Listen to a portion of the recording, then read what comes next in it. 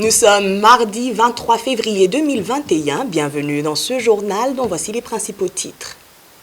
Une somme de 5 800 $ américains, c'est le montant que réclame une veuve Anesi Hakizimana à Isidore Mbayahaga, ancien directeur commercial à Lonatel. Vous aurez les détails de ce litige en début de journal. John Pombe Magufuli, président de la République unie de Tanzanie, appelle la population au port du masque, une mesure que les réfugiés burundais vivant en Tanzanie saluent et demande d'ailleurs d'autres mesures d'accompagnement. Luca Attanasio, l'ambassadeur de l'Italie en République démocratique du Congo, a été tué ce lundi. Le ministre congolais de l'Intérieur pointe du doigt les rebelles du FDLR. Bienvenue dans le développement. Page Société pour démarrer notre journal. Anesi Hakizimana, une veuve de 6 enfants, réclame une somme de 5 800 $ américains à Isidore Mbayahaga, l'ancien directeur commercial de l'Office national des télécommunications. Selon une convention signée par Isidore Mbayahaga, il a reçu cette somme de feu Mathias Haranungarawe, époux d'Anesi Hakizimana, en mai 2014 pour lui acheter une parcelle dans la commune de Buterere de l'époque. Après la mort de Haranungarawe, Mbayahaga aurait coupé toute communication avec la famille. Les détails avec Révérien Badzikamwe. Nous avons le chagrin, nous interpellons tout un chacun qui connaît la responsabilité d'éduquer des enfants étant une veuve.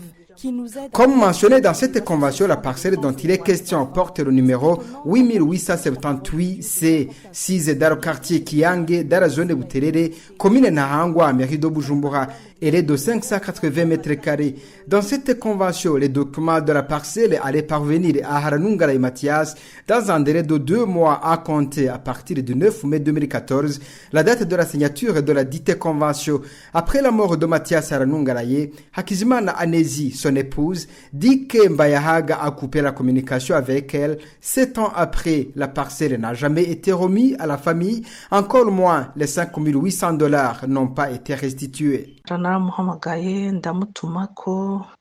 Je l'ai appelé, je lui ai envoyé des émissaires, mais il a rejeté toute forme de communication. Mais il devrait savoir qu'il nous doit beaucoup d'argent. Si au moins il se souvenait qu'il était un ami intime à mon mari. Cependant, la convention ne change pas parce que le père des enfants n'est plus. La famille demande aux organisations de défense des droits des enfants de plaider en sa faveur afin que cette somme soit restituée. Nous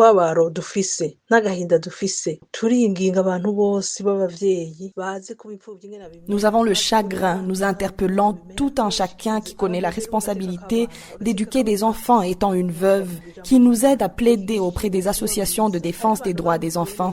C'est étonnant qu'un homme qui prêche la parole de Dieu se comporte ainsi.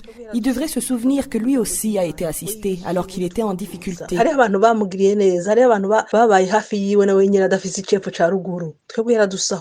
Anesi Hakizimana aurait tenté de passer par d'autres personnalités pour contraindre Mbayahaga Isidore de remettre cet argent à la famille Haranungara et Mathias, mais eux aussi auraient exigé des pots de vin pour lui venir en aide. Nous avons contacté Mbayahaga Isidore à maintes reprises, mais chaque fois, il ne répond pas. Merci à Révérien Badzikamwe. Les réfugiés burundais vivant en Tanzanie saluent le discours du président Magufuli qui appelle les Tanzaniens à porter le masque pour se protéger contre le coronavirus. Néanmoins, cela ne suffit pas, comme l'estime Léopold Shalangabo, vice-président de la coalition de défense des droits de l'homme dans les camps de réfugiés. Pour lui, il faut impérativement des mesures d'accompagnement.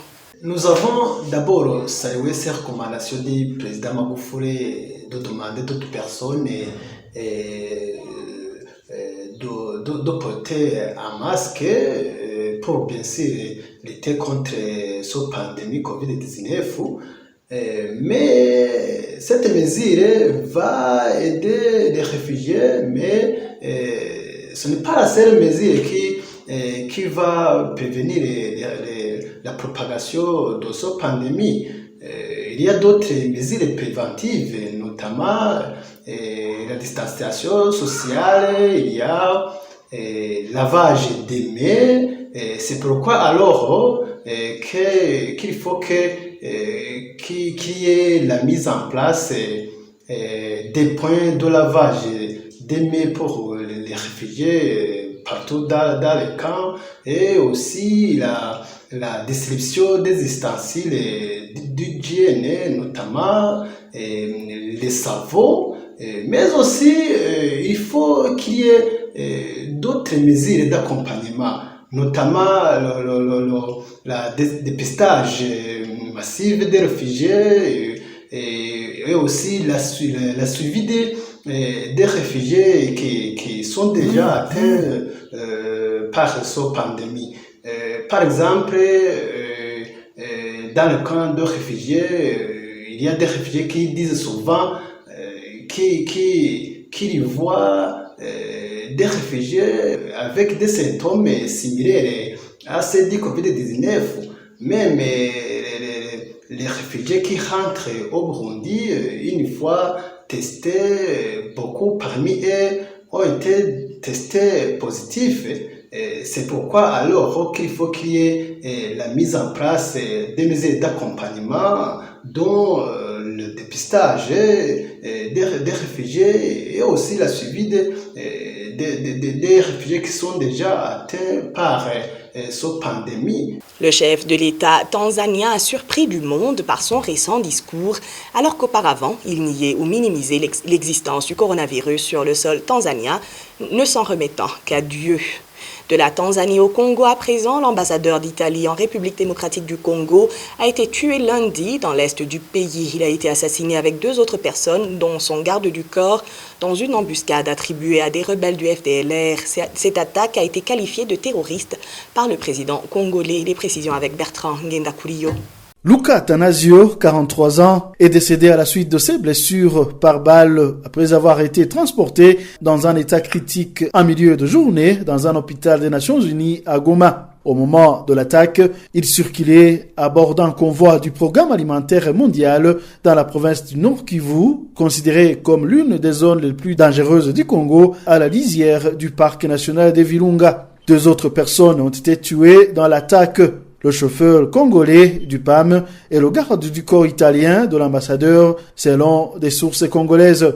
Dans un message lu dans la soirée par son porte-parole à la télévision nationale, le président congolais Félix Tshisekedi a condamné avec la plus grande fermeté cette attaque terroriste. Et le ministre congolais de l'Intérieur a accusé les rebelles rwandais des forces démocratiques de libération du Rwanda FDLR d'être à l'origine de l'attaque meurtrière du convoi. Les FDLR sont l'un des nombreux redoutables groupes armés qui menacent au quotidien les civils dans l'est de la RDC. Ce drame préoccupe les autorités congolaises au plus haut sommet de l'État. Un comité de crise s'est réuni ce lundi autour du président Félix Tshisekedi qui a décidé de dépêcher une équipe de la présidence à Goma afin d'accompagner les enquêtes sur l'attaque. Le secrétaire général des Nations Unies, Antonio Guterres, a lui aussi demandé à la RDC d'enquêter avec diligence sur cette attaque. Luca Atanasio était ambassadeur en RDC depuis octobre 2019. Il est le 2e ambassadeur européen en fonction mort par balle en RDC après le français Philippe Bernard, tué le 28 janvier 1993 sous le règne du président Mobutu Sese Seko. Merci à Bertrand Ngendakuliyo. Nous poursuivons notre journal avec cette brève. Après une année de fermeture des écoles dans la capitale rwandaise, les écoliers, les élèves comme les étudiants des universités ont repris les classes ce mardi 23 février. Elles avaient été fermées dès la déclaration du premier cas de Covid-19 à Kigali en mars 2020. Les classes de 4e, 5e et 6e primaire, certaines classes du secondaire et de l'université avaient rouvert leurs portes à la fin de l'année 2020 dans tout le pays, mais refermé en janvier en raison d'une montée en flèche des chiffres des cas positifs et des décès. Nous reviendrons dans un instant après ce spot de sensibilisation du mouvement Inamahoro. L'exemple vient toujours d'Ango, leader politique, de l'administration à la base au plus haut sommet de l'État. Soyez les modèles dans l'application des mesures édictées par les autorités sanitaires en matière de prévention et de protection contre la COVID-19. La population suivra d'autant plus facilement vos instructions qu'elle aura vu que vous les respectez vous-même. N'hésitez pas non plus à user de votre autorité si vous aviez à le faire. Vous aurez ainsi protégé la population dont vous êtes en charge. Ceci est un message du mouvement Inamahoro, femmes et filles pour la paix et la sécurité. Notre journal se poursuit. Bobi Wine, opposant ougandais, retire son dossier contestant l'élection présidentielle du 14 janvier 2021.